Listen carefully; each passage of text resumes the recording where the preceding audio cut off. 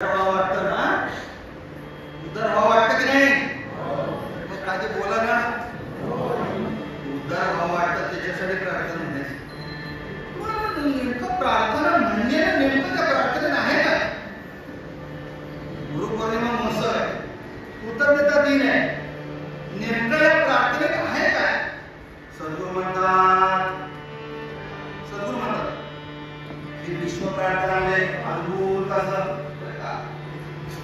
दिव्य एक रसायन वास्तविक सद्गुरूंनी आपल्याला अद्भुत दिव्य अशी देणगी दिलेली आहे, म्हणजे हे विश्व प्रार्थना आहे. या विश्व प्रार्थनेत काय काय लोक म्हणतात, किंवा काही तरुण शाळा कॉलेजमध्ये इंजिनियर डॉक्टर झालेली किंवा काहीतरी 4 लोक शिकलेली मुलं किंवा तरुण लोक म्हणतात, किंवा कुठल्या तरी उच्च पदस्थ असलेली काही मंडळी म्हणतात, अहो काय तुम्ही प्रार्थना म्हणतात, याला काय होणार, या प्रार्थनेत आहे काय? सद्गुरू म्हणतात या प्रार्थनेमध्ये 3 गोष्टी आहेत. या प्रार्थनेमध्ये ही प्रार्थना त्रिमुखी आहे. ही प्रार्थना किती मुखी आहे? त्रिमुखी आहे. ही प्रार्थना म्हणजे दत्त आहे. ही प्रार्थना म्हणजे काय? दत्त आहे.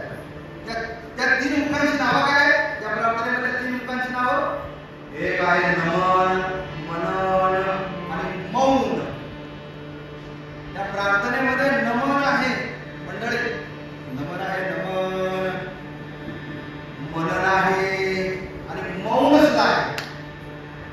या तिन्ही गोष्टी या प्रार्थनेमध्ये ठासून भरलेल्या आहेत.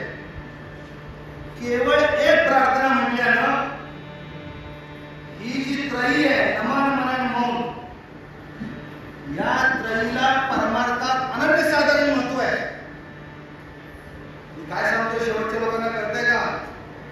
परमार्थात पडलेल्या लोकांना त्यांच्या मनासारखे चांगले चांगले अनुभव काय येत नाहीत, त्याचं कारण परमार्थाचं सार म्हणजे नमन आहे, मनन आहे आणि मौन आहे. हे जोपर्यंत आपण साध्य करत नाही ना, तोपर्यंत आपल्याला परमार्थिक आनंददायी, सुखदायी, समाधानकारक ना संसारात अनुभव येणार. परमार्थात तर दिल्ली तो बहुत दूर आहे, दिल्ली तो बहुत दूर आहे. याच्यासाठी आपल्याला ही त्रयी साध्य करता आली पाहिजे. सद्गुरू सांगतात की ही त्रयी साध्य करण्याकरिता वेगळा वेगळा अभ्यास करावा लागत नाही. नमन म्हणलं की त्याचा वेगळा अभ्यास करा, मनन म्हणलं की त्याचा वेगळा अभ्यास करा आणि मौन म्हणलं की त्याचा अभ्यास करा. करावा लागत नाही. मग काय करायचं? फक्त विश्व प्रार्थना म्हणायची. काय म्हणायची? फक्त कोणच काय बोलत नाही. काय म्हणायची?